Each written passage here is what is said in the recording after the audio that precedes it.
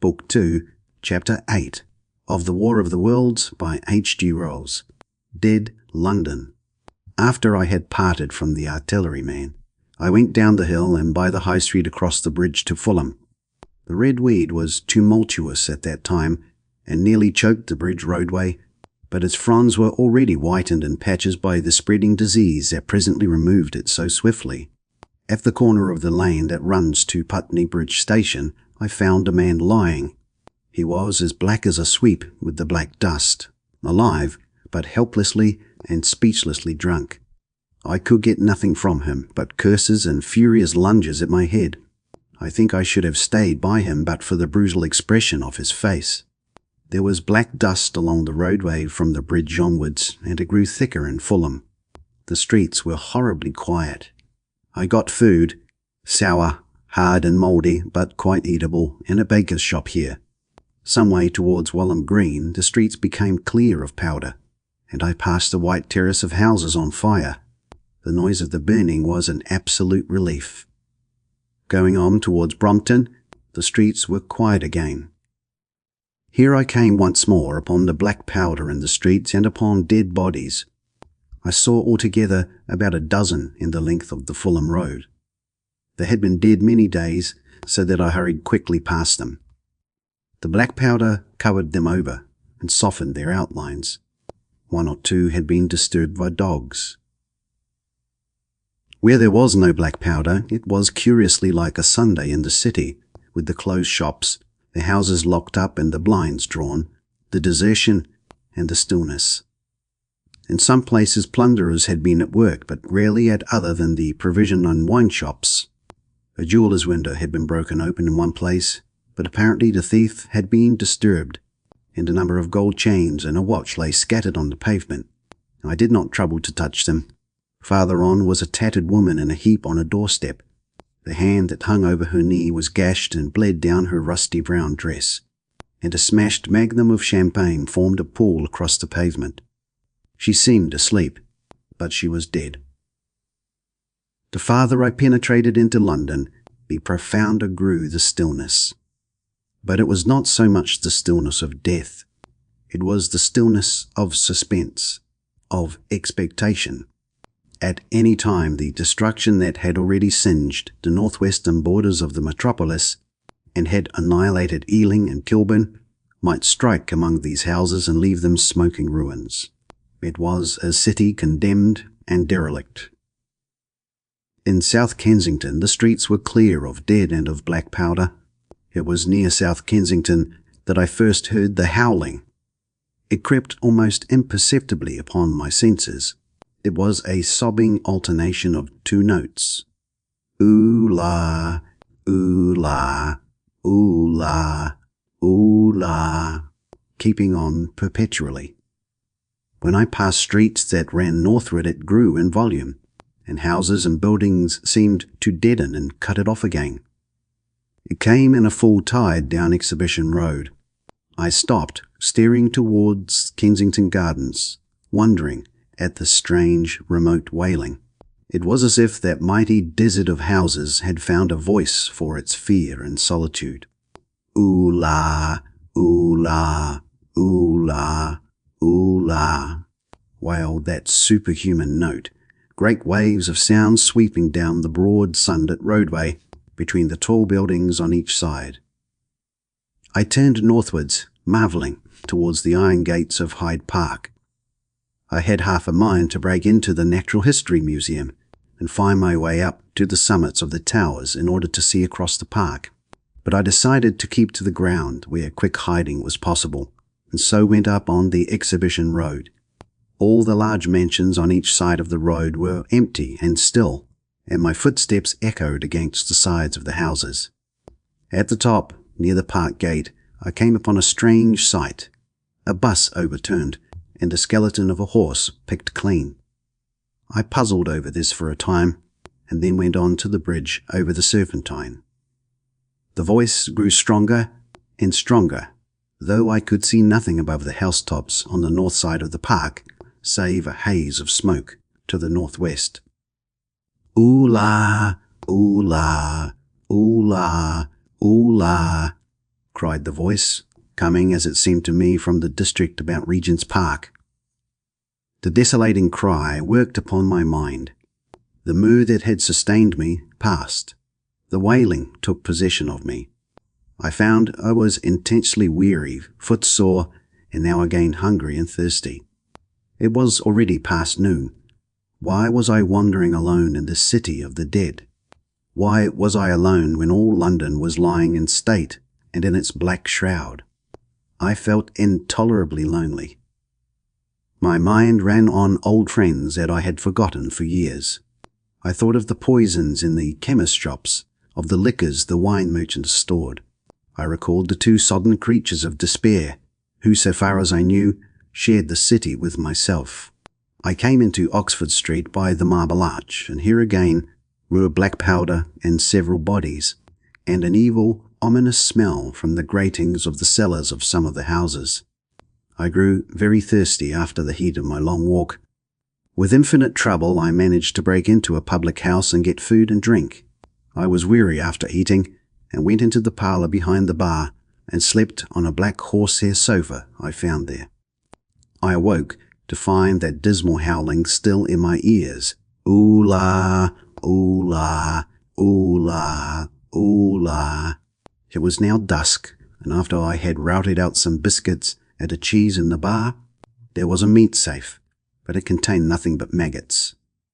I wandered on through the silent residential squares to Baker Street. Portman Square is the only one I can name, and so came out at last upon Regent's Park. As I emerged from the top of Baker Street, I saw, far away over the trees in the clearness of the sunset, the hood of the Martian giant from which this howling proceeded. I was not terrified. I came upon him as if it were a matter of course. I watched him for some time, but he did not move. He appeared to be standing and yelling, for no reason that I could discover. I tried to formulate a plan of action. That perpetual sound of ooh-la, ooh-la, ooh-la, ooh-la confused my mind. Perhaps I was too tired to be very fearful. Certainly I was more curious to know the reason of this monotonous crying than afraid. I turned back away from the park and struck into Park Road, intending to skirt the park, went along under the shelter of the terraces, and got a view of this stationary, howling Martian from the direction of St. John's Wood. A couple of 100 yards out of Baker Street, I heard a yelping chorus and saw first a dog with a piece of putrescent red meat in his jaws coming headlong towards me, and then a pack of starving mongrels in pursuit of him. He made a wide curve to avoid me as though he feared I might prove a fresh competitor. As the yelping died away down the silent road, the wailing sound of ooh-la, ooh-la, ooh-la, ooh-la reasserted itself. I came upon the wrecked handling machine halfway to St. John's Wood Station. At first, I thought a house had fallen across the road. It was only as I clambered among the ruins that I saw, with a start, this mechanical Samson lying with its tentacles bent and smashed and twisted among the ruins it had made. The forepart was shattered. It seemed as if it had driven blindly straight at the house and had been overwhelmed in its overthrow. It seemed to me then that this might have happened by a handling machine escaping from the guidance of its Martian. I could not clamber among the ruins to see it, and the twilight was now so far advanced that the blood with which its seat was smeared and the gnawed gristle of the Martian that the dogs had left were invisible to me. Wondering still more at all that I had seen, I pushed onwards towards Primrose Hill. Far away through a gap in the trees I saw a second Martian, as motionless as the first, standing in the park towards the zoological gardens, and silent. A little beyond the ruins, about the smashed handling machine, I came upon the red weed again, and found the Regent's Canal, a spongy mass of dark red vegetation. As I crossed the bridge, the sound of ooh-la, ooh-la, ooh-la, ooh-la ceased. It was, as it were, cut off. The silence came like a thunderclap. The dusky houses about me stood faint and tall and dim. The trees towards the park were growing black. All about me the red weed clambered among the ruins, writhing to get above me in the dimness. Night, the mother of fear and mystery, was coming upon me.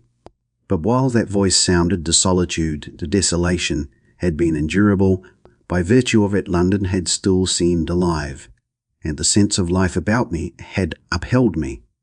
Then suddenly a change, the passing of something. I knew not what, and then a stillness that could be felt. Nothing but this gaunt quiet. London about me gazed at me spectrally. The windows in the white houses were like the eye sockets of skulls. About me my imagination found 1,000 noiseless enemies moving. Terror seized me, a horror of my temerity. In front of me the road became pitchy black as though it were tarred, and I saw a contorted shape lying across the pathway. I could not bring myself to go on. I turned down St. John's Wood Road and ran headlong from this unendurable stillness towards Kilburn. I hid from the night and the silence until long after midnight, in a cabman's shelter in Harrow Road. But before the dawn my courage returned, and while the stars were still in the sky, I turned once more towards Regent's Park. I missed my way among the streets, and presently saw down a long avenue, in the half-light of the early dawn, the curve of Primrose Hill. On the summit, towering up to the fading stars, was a third Martian, erect and motionless like the others. An insane resolve possessed me. I would die and end it, and I would save myself even the trouble of killing myself. I marched on recklessly towards this Titan, and then as I drew nearer and the light grew, I saw that a multitude of black birds were circling and clustering about the hood. At that my heart gave a bound, and I began running along the road. I hurried through the red weed that choked St. Edmund's Terrace. I waded breast high across a torrent of water that was rushing down from the waterworks towards the Albert Road, and emerged upon the grass before the rising of the sun. Great mounds had been heaped about the crest of the hill, making a huge redoubt of it. It was the final and largest place the Martians had made, and from behind these heaps there rose a thin smoke against the sky. Against the skyline an eager dog ran and disappeared. The thought that had flashed into my mind grew real, grew credible. I felt no fear, only a wild, trembling exultation as I ran up the hill towards the motionless monster.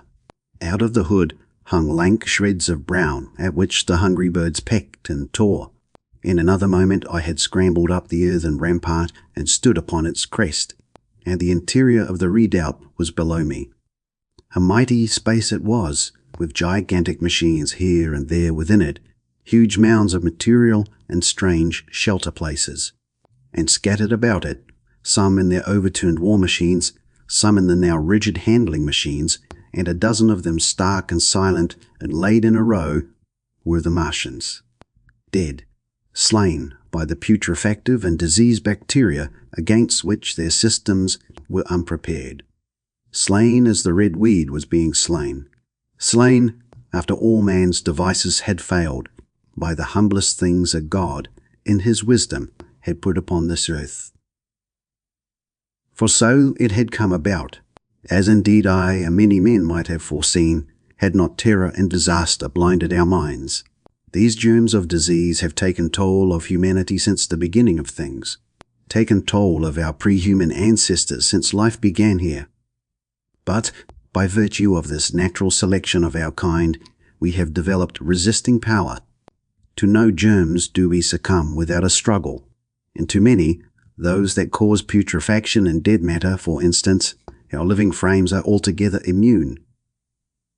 But there are no bacteria in Mars, and directly these invaders arrived, directly they drank and fed, our microscopic allies began to work their overthrow.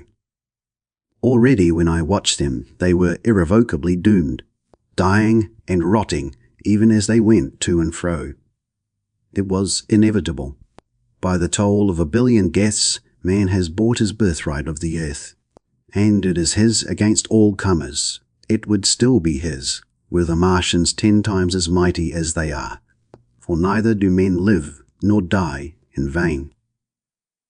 Here and there were scattered nearly 50 altogether in that great gulf they had made, overtaken by a death that must have seemed to them as incomprehensible as any death could be. To me also at that time this death was incomprehensible. All I knew was that these things that had been alive and so terrible to men were dead. For a moment, I believed that the destruction of Sennacherib had been repeated, that God had repented, that the angel of death had slain them in the night. I stood staring into the pit, and my heart lightened gloriously, even as the rising sun struck the world to fire about me with its rays. The pit was still in darkness. The mighty engines, so great and wonderful in their power and complexity, so unearthly in their torturous forms, rose weird and vague and strange out of the shadows towards the light. A multitude of dogs, I could hear, fought over the bodies that lay darkly in the depth of the pit far below me.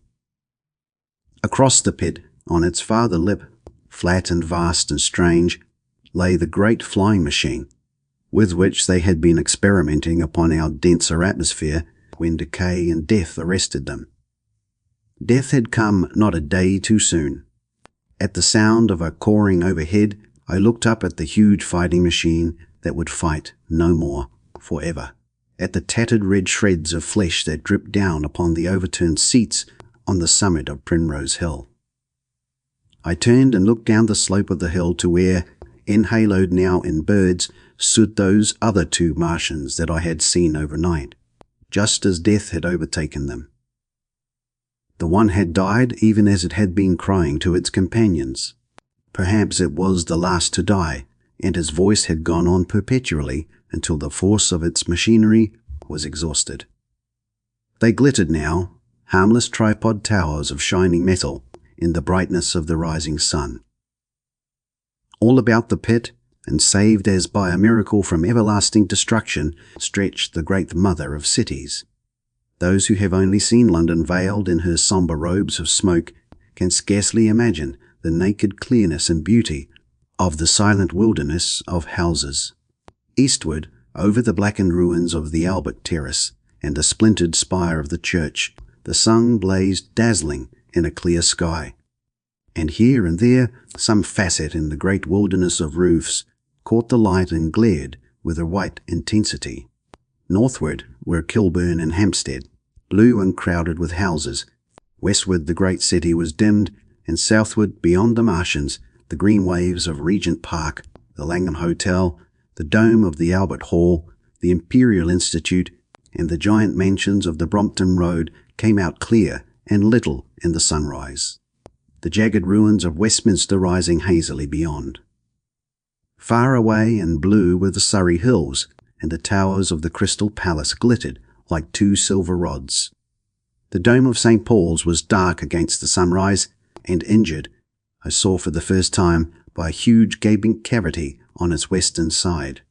And as I looked at this wide expanse of houses and factories and churches, silent and abandoned, as I thought of the multitudinous hopes and efforts, the innumerable hosts of lives that had gone to build this human reef, and of the swift and ruthless destruction that had hung over it all, when I realized that the shadow had been rolled back and that men might still live in the streets, and this dear vast dead city of mine be once more alive and powerful, I felt a wave of emotion that was near akin to tears.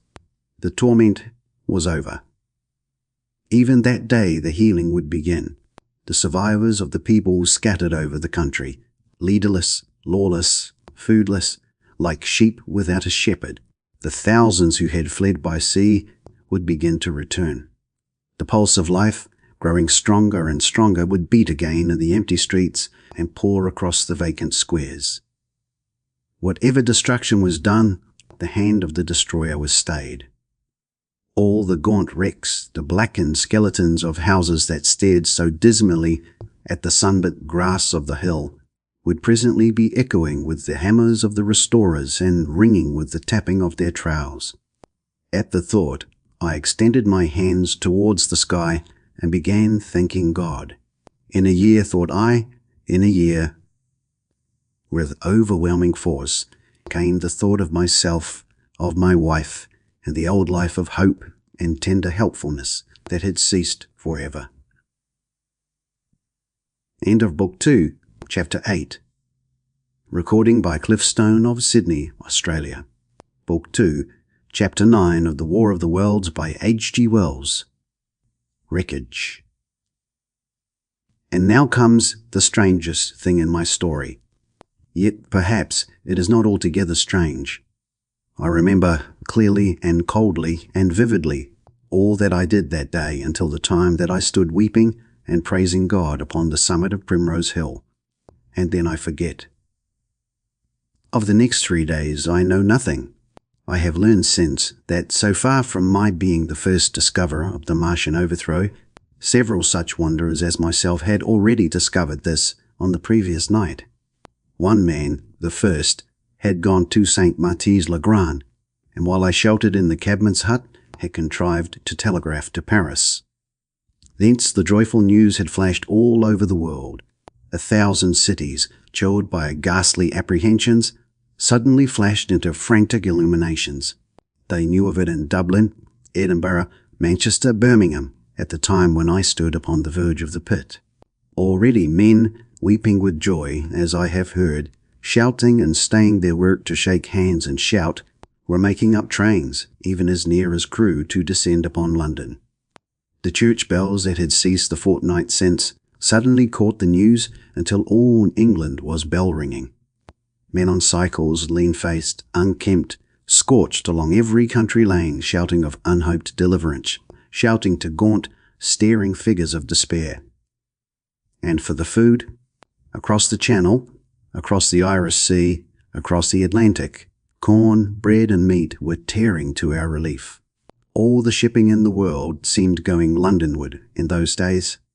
But of all of this I have no memory. I drifted, a demented man.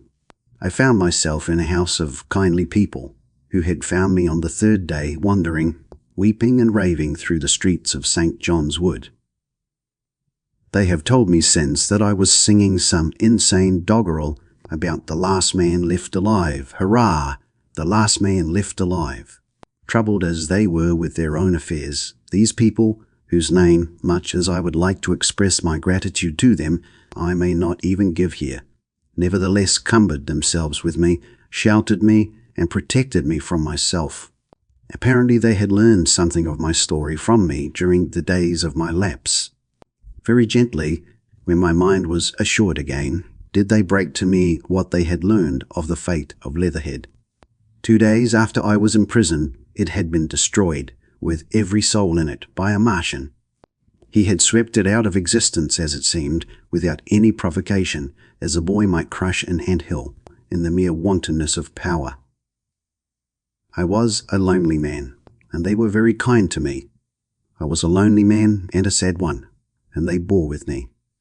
I remained with them 4 days after my recovery. All that time I felt a growing craving to look once more on whatever remained of the little life that seemed so happy and bright in my past. It was a mere hopeless desire to feast upon my misery. They dissuaded me. They did all they could to divert me from this morbidity. But at last I could resist the impulse no longer, and promising faithfully to return to them, and parting, as I will confess, from these 4-day friends with tears, I went out again into the streets that had lately been so dark and strange and empty. Already they were busy with returning people. In places even there were shops open, and I saw a drinking fountain, running water. I remember how mockingly bright the day seemed as I went back on my melancholy pilgrimage to the little house at Woking, how busy the streets, and vivid the moving life about me. So many people were abroad everywhere, busied in 1,000 activities, that it seemed incredible that any great proportion of the population could have been slain. But then I noticed how yellow were the skins of the people I met, how shaggy the hair of the men, how large and bright their eyes, and that every other man still wore his dirty rags. Their faces seemed all with one of 2 expressions, a leaping exultation and energy, or a grim resolution. Save for the expression of the faces, London seemed a city of tramps. The vestries were indiscriminately distributing bread sent us by the French government. The ribs of the few horses showed dismally. Haggard special constables with white badges stood at the corners of every street. I saw little of the mischief wrought by the Martians until I reached Wellington Street, and there I saw the red weed clambering over the buttresses of Waterloo Bridge. At the corner of the bridge, too, I saw one of the common contrasts of that grotesque time. A sheet of paper flaunting against a thicket of the red weed, transfixed by a stick that kept it in place. It was the placard of the first newspaper to resume publication, the Daily Mail. I bought a copy for a blackened shilling I found in my pocket.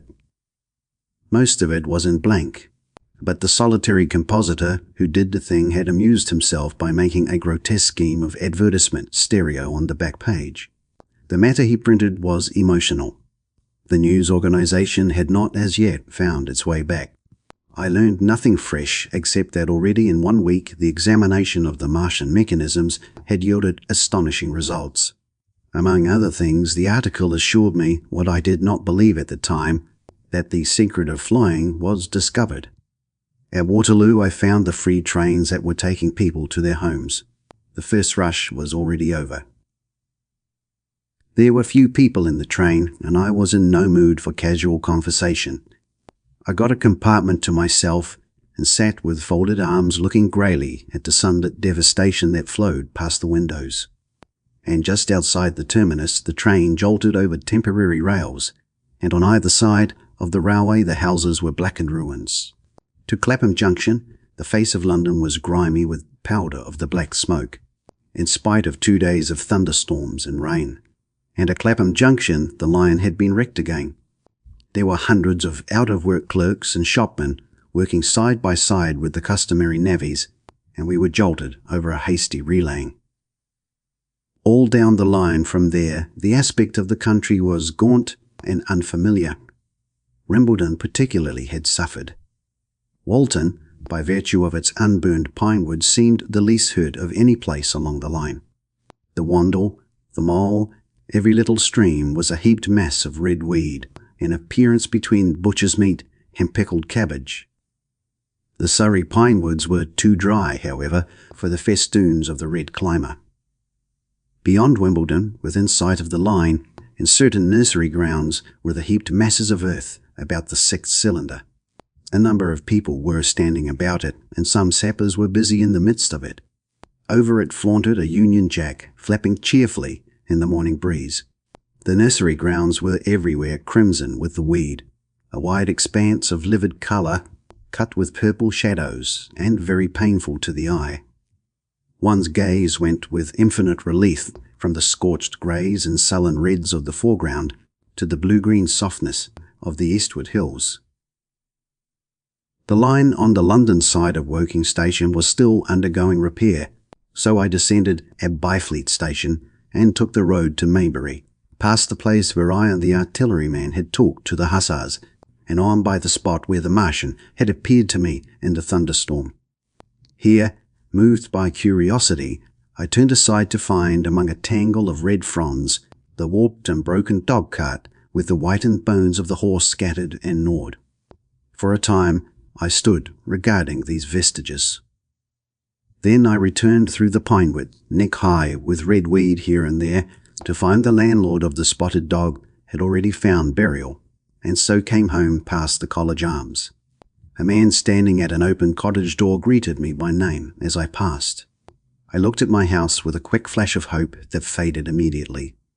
The door had been forced. It was unfast and was opening slowly as I approached. It slammed again. The curtains of my study fluttered out of the open window, from which I and the artilleryman had watched the dawn. No one had closed it since. The smashed bushes were just as I had left them nearly 4 weeks ago. I stumbled into the hall, and the house felt empty. The stair carpet was ruffled and discoloured where I had crouched, soaked to the skin from the thunderstorm the night of the catastrophe. Our muddy footsteps, I saw, still went up the stairs. I followed them to my study, and found lying on my writing table still, with the selenite paperweight upon it, the sheet of work I had left on the afternoon of the opening of the cylinder. For a space I stood reading over my abandoned arguments. It was a paper on the probable development of moral ideas with the development of the civilizing process, and the last sentence was the opening of my prophecy. In about 200 years, I had written, we may expect. The sentence ended abruptly. I remembered my inability to fix my mind that morning, scarcely a month gone by, and how I had broken off to get my daily chronicle from the newsboy.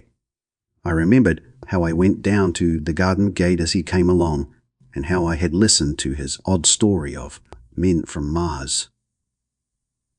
I came down and went into the dining room. There were the mutton and the bread, both far gone now in decay, and a beer bottle overturned just as I and the artilleryman had left them. My home was desolate. I perceived the folly of the faint hope I had cherished so long. And then a strange thing occurred. It is no use, said a voice. The house is deserted. No one has been here these 10 days. Do not stay here to torment yourself. No one escaped but you. I was startled. Had I spoken my thought aloud? I turned, and the French window was open behind me.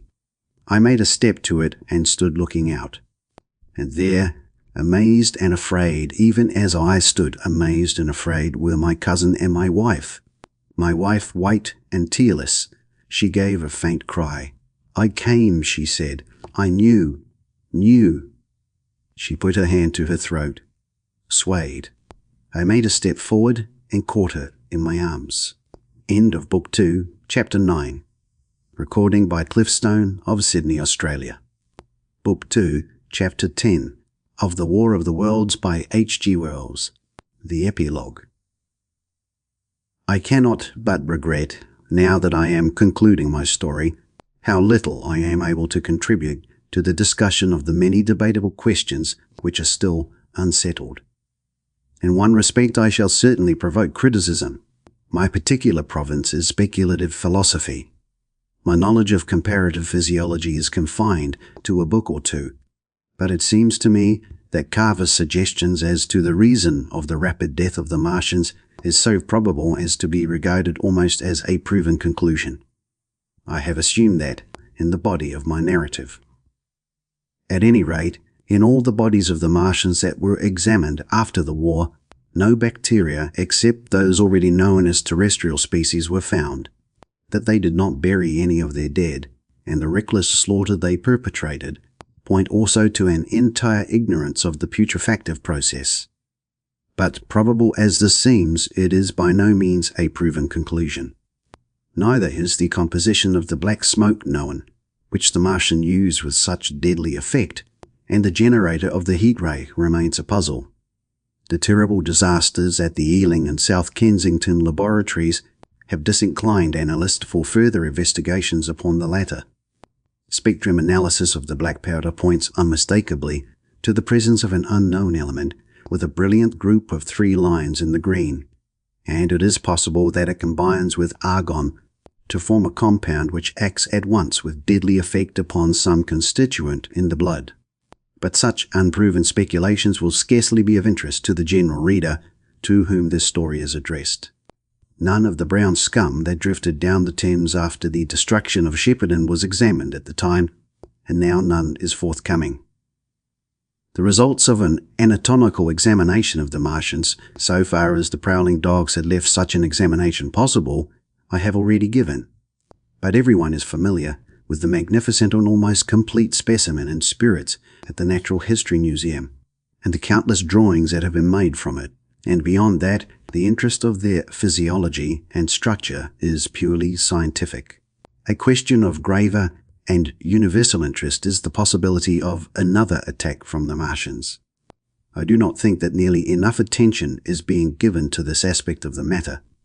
At present, the planet Mars is in conjunction, but with every return to opposition, I, for one, anticipate a renewal of their adventure. In any case, we should be prepared. It seems to me that it should be possible to define the position of the gun from which the shots are discharged, to keep a sustained watch upon this part of the planet, and to anticipate the arrival of the next attack.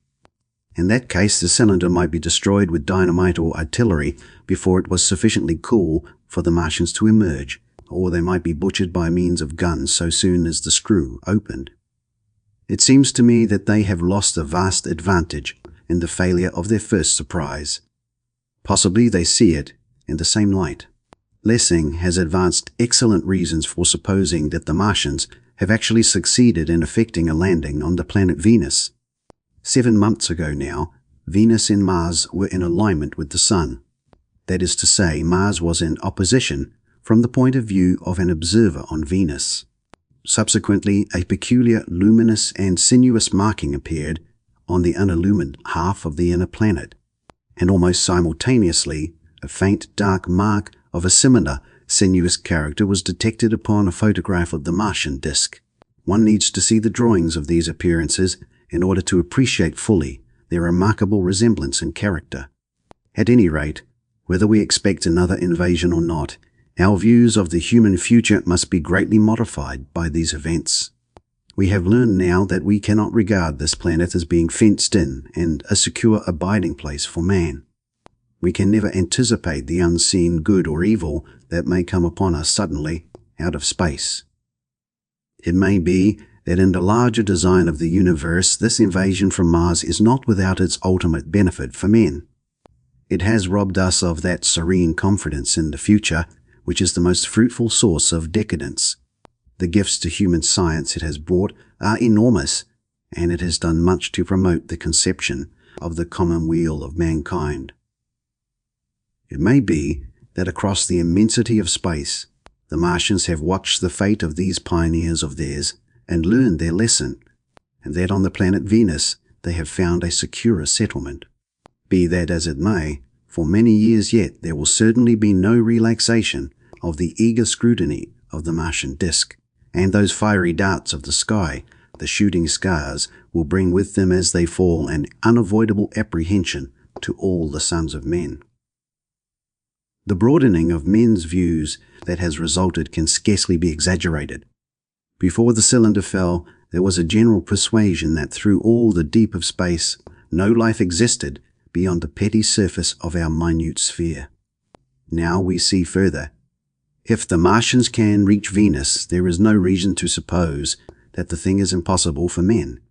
And when the slow cooling of the sun makes this earth uninhabitable, as at last it must do, it may be that the thread of life that has begun here will have streamed out and caught our sister planet within its toils. Dim and wonderful is the vision I have conjured up in my mind of life spreading slowly from the settled seedbed of the solar system throughout the inanimate vastness of sidereal space. But that is a remote dream. It may be, on the other hand, that the destruction of the Martians is only a reprieve. To them, and not to us, perhaps, is the future ordained. I must confess the stress and danger of the time have left an abiding sense of doubt and insecurity in my mind. I sit in my study writing by lamplight, and suddenly I see again the healing valley below set with writhing flames, and feel the house behind and about me empty and desolate. I go out into the Byfleet Road, and vehicles pass me, a butcher boy in a cart, a cab full of visitors, a workman on a bicycle, children going to school, and suddenly they become vague and unreal, and I hurry again with the artilleryman through the hot, brooding silence. Of a night, I see the black powder darkening the silent streets and the contorted bodies shrouded in that layer. They rise upon me, tattered and dog-bitten. They gibber and grow fiercer, paler, uglier, mad distortions of humanity at last, and I wake, cold and wretched, in the darkness of the night. I go to London and see the busy multitudes in Fleet Street and the Strand, and it comes across my mind that they are but the ghosts of the past, haunting the streets that I have seen silent and wretched going to and fro, phantasms in a dead city, the mockery of life in a galvanized body. And strange, too, it is to stand on Primrose Hill, as I did but a day before writing this last chapter, to see the great province of houses dim and blue through the haze of the smoke and mist, vanishing at last into the vague lower sky, to see the people walking to and fro among the flower beds on the hill, to see the sightseers about the Martian machine that stands there still, to hear the tumult of playing children, and to recall the time when I saw it all bright and clear-cut, hard and silent, under the dawn of that last great day. And strangest of all is it to hold my wife's hand again, and to think that I have counted her, and that she has counted me, among the dead. End of The War of the Worlds by H.G. Wells. Recording by Cliff Stone of Sydney, Australia. Thank you for listening.